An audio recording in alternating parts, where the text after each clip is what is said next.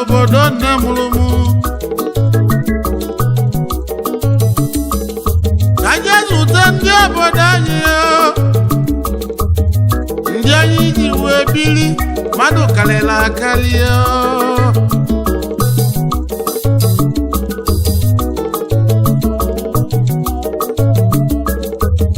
ụmụ Ukwulu be anyị onye ọbụla welu ugwu ya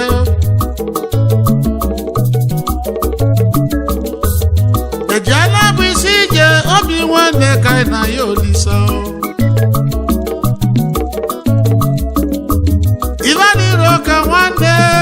onye agha na nwanne lote na mbọsị ọnwụ na nwanne ka ga-achọ nụ oyi ka nwanne ga-arapụ oge gbanaga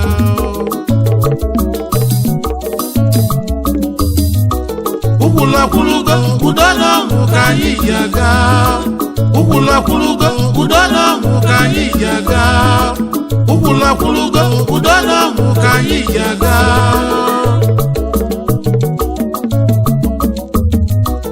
His Royal Majesty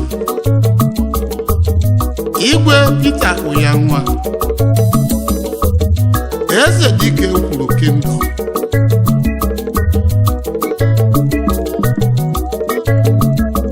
ovu onye obodo anyị nesịrị anya wele eze nye ya mmadụ azọrọ azọ ana ukwu weli ya gaba o nwere ibe na-atụ gị egwu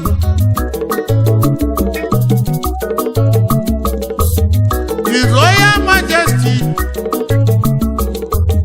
Igwe Peter Oyanwa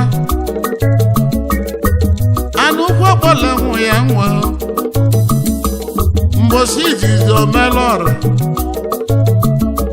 tata Ezedike Ukwulu Kingdom Ezedike o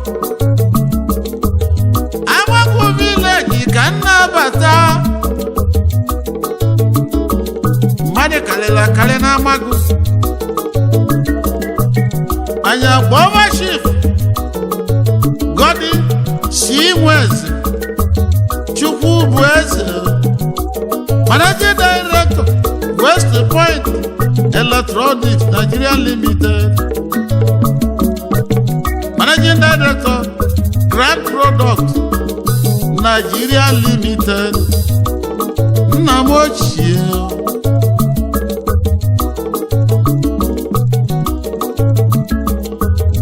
anya kpọma chief Ikechukwu nwadị ụtọ Ọchụudo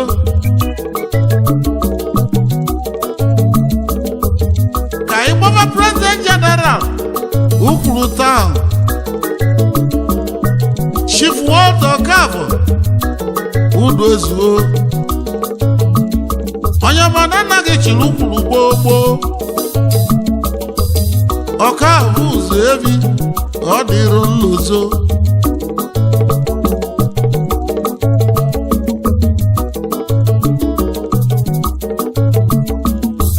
anya kpọwa Chief Patrick Mbanefo Obili nze amali o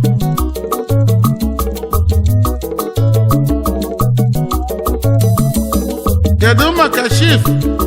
Patrick Ikuwe Ejike Akunyi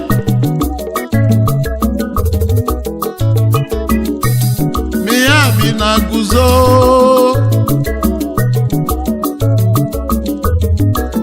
anya kpọbasa injinia onye ekweri ka o mmadụ ụtọ oyimuchi nyelugo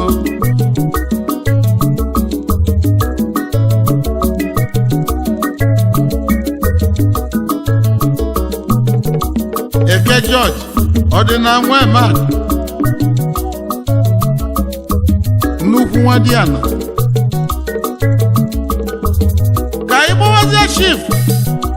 Chinedu Nwadigwe oke osisi na Dunukofia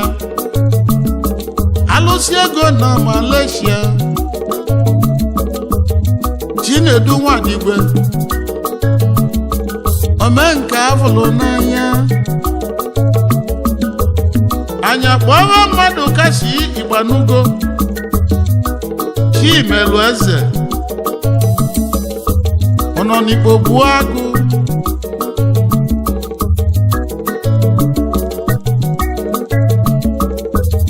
anya kpọrọ injinia Richard O Amos Oyimomenyi Emeka Morocco lotekwa Ivanyi Chikwudezu oke nwa n'Ukwulu nwanne Igwe Nweke ọbala tụlue akụlue ụnọ jide ekwe ka iji anya kpọwa Chief Enoch Uchemba ọzọ Nwagụ ka ị kpọwa Peter Nwabụ Omudo onye udo na ị na-eme udo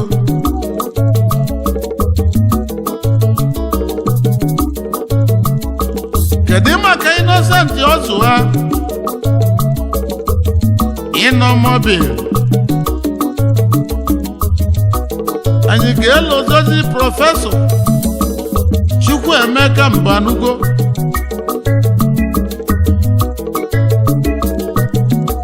Chinyelugo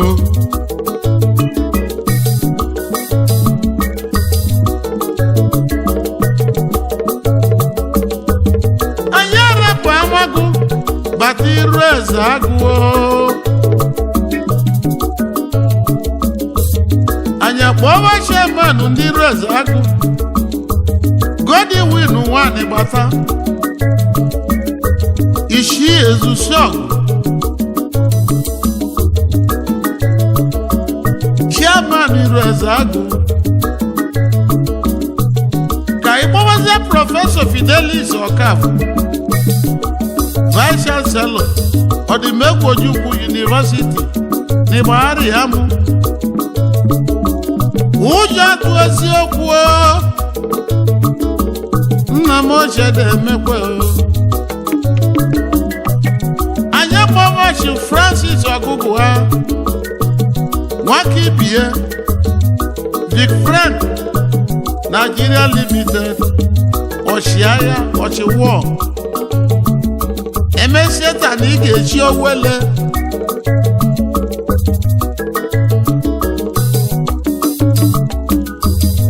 iru eze agụ nwere ndị mara akwụkwọ karịa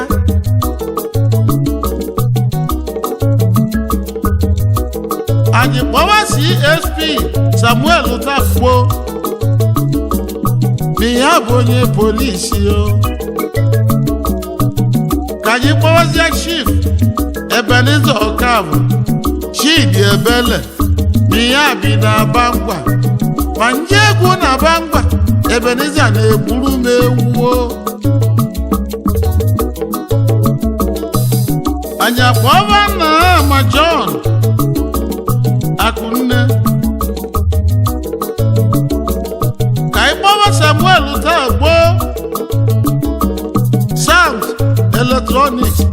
Nigeria Limited n'ihe bi na Abuja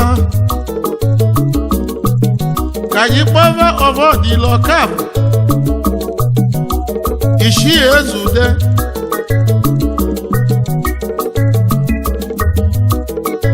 ka ịgbawa nna m ochie Ifre Nwoye ụmụnna nwezuo akụbabụrụ so ụtọ ka anyị kpọbazie Dr. Ifrem Uzoechina Christ the King Hospital do n'Enugu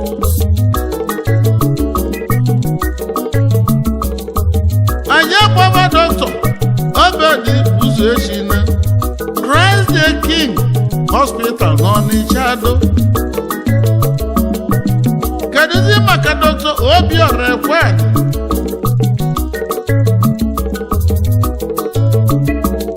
iru eze agụ nwelu ndị mara akwụ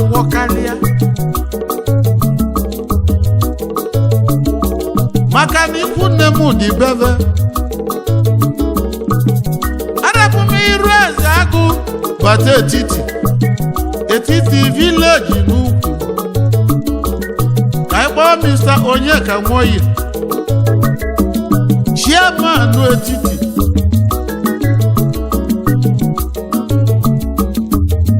anya kpọọ Mr. Fidelis Ebal Makashi Ichie Ogene vice chairman etiti village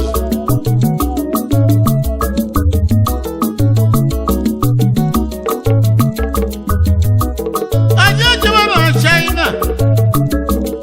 ka ịkpọwa igi na-echus anwụkwe Ọkọnkwọ nna gị bụ eselenu ego a na-adọbụlu onye ibanwe eze ahụ gbọsị na ya bụ eselenu ego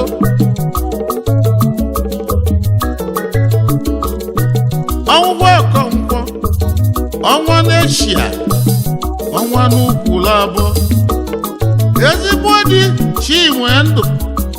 Elizabeth Ọkọnkwọ Adambaise oyiri di ya nwanyị ọma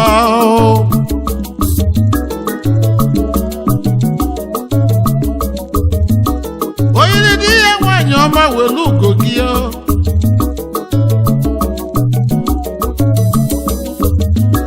anyị akpọwazie Chief Nwachukwu Oreke nze nna ya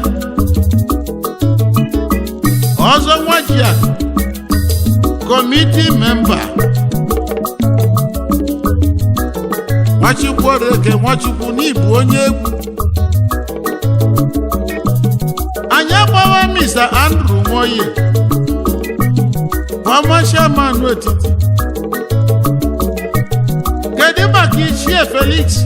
Agụzodigwe Oyimichi Agụ nne na nna ya mụrụ ya sị na mmadụ abụrụ Chukwu anya kpọọ Mr. Kachi Uzodigwe chairman Ukwulu security kedu maka Patrick Sunday Jiọfọ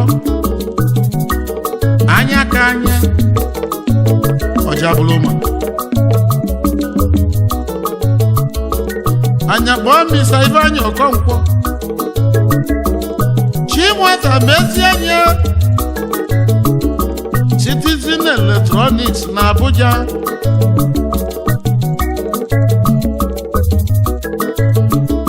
ka ịkpọkere Chinedu Ọnụike chairman etiti na Abuja Emeka Morocco Ilozekwede Simon Igbas retired principal ya bụ papa fada anya kpọọ Simon Anyene Obiakude n'ihe anọ na Makurudi anya kpọba Walter Igbas Ogongokomu ezigbo di anyanwụ dị na Igbas PG nke ụmụ nwanyị ndị Ukwulu anyị ka nọkwa bụ Okolo ka anyị gbawa mmadụ abụrụ Chukwu Okolo agabadị ile nwe Okolo anyị gbaba Barisa Ogbuebi ji esi Oreke Ebube nne ya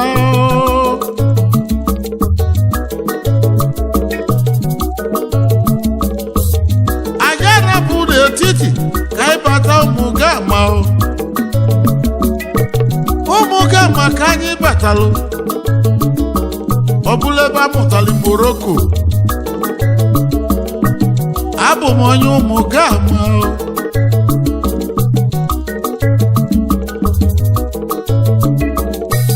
anya kpọwa chairman anyị Comrade Stephen Mboka chairman Umugama village wele gaba chilanye gaba magiatu n'egwu anya kpọwa Mr. Paul Nwabunzi Secretary General Umugama Progressive Union anya kpọwa Engineer Osita Adubasim Ọba Amakụ anya kpọwa Evangelist Ezedike Obi CC Gonad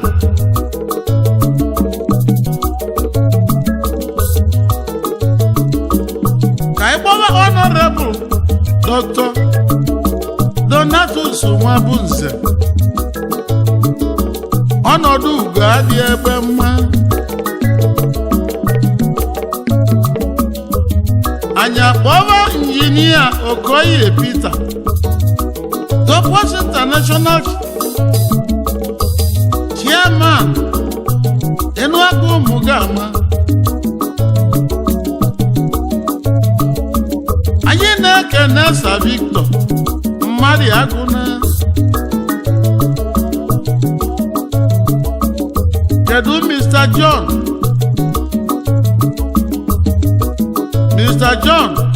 Mmadụ Abụchukwu ejima Honorable Ikechukwu Okeke Igwe UNN anya kpọwa Ugochukwu Ome anya kpọwa Ugochukwu Onwe Mezina Ugo Best Construction Company Owaja Chief Mike Mmadi Agụna nna yerugo kedu maka Chief Ikechukwu Mmora aka n'ala ụzọ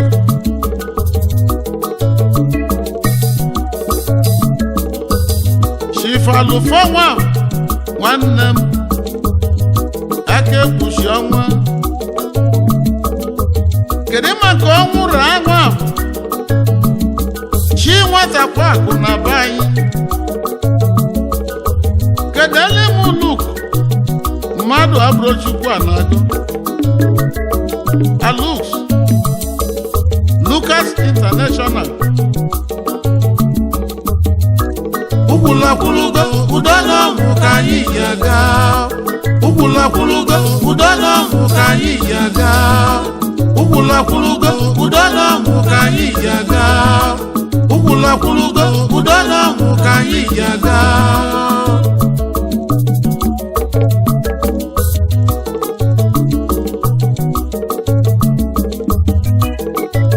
anyị na-akpọ Ikechukwu Ekezi Honorable nwachi na-emelụ n'obodo anyị Chairman PDP na Dunukofia Local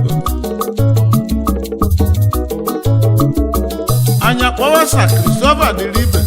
Ebube Dike Abuja ka anyị na-abata anya kpọwa Gosiri Maduka President General Ukwulu Youth na Abuja anyị kpọwa Ichie Bonika Muche ọzọ nke ọ na-adị Mr. Chizoba Ọkafọ nwata mesi ike kedu maka Sunday Ide na Abuja Mola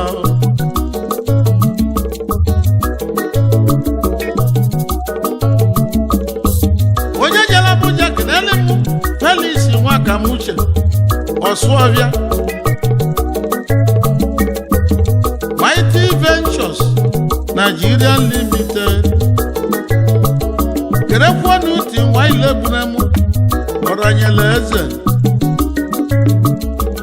Nwamunamudi Maduka ọsọ nwere ibe di second ihe anọ na America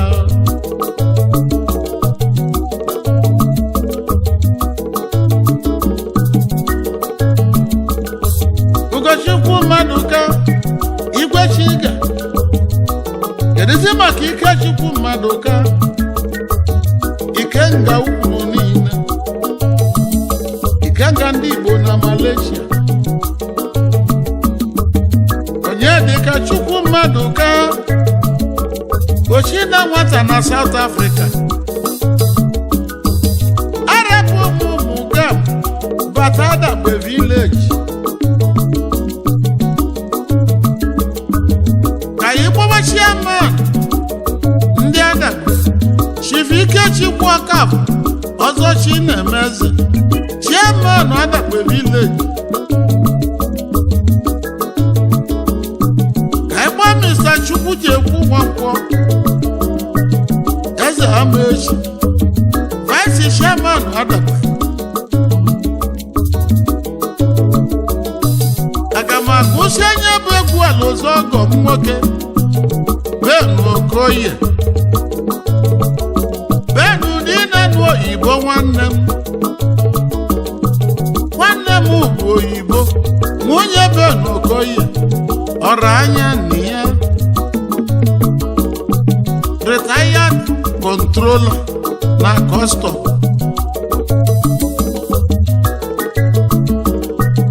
kedu maka Michael Okoye Okodo secretary ndị Adakwe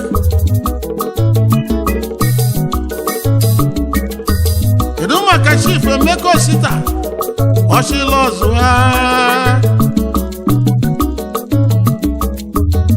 anya gbava Chief Ben Nwanegbo Bentech Electronics Nigeria Limited Odenigbo na Abuja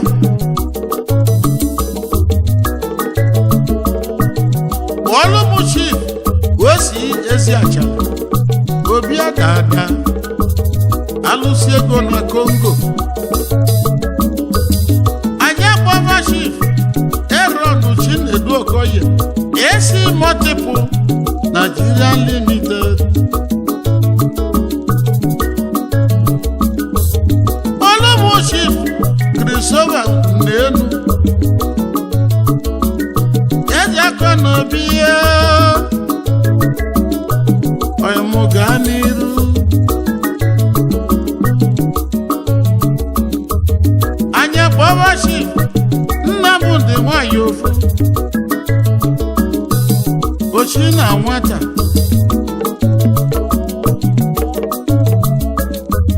Gbava Chief Emeka Okoye The Light also manifest kedu maka Ugochukwu Uwezuoke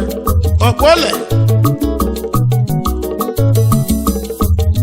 yana nwanne ihe Chukwu nso Uwezuoke ọnwa na Alafia ọnwa n'Igbo nwanne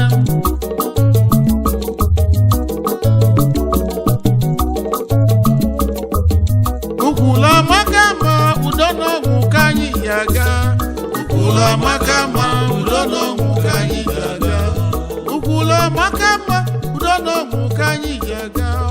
Ukwulu amaka ma udo n'ọgwụ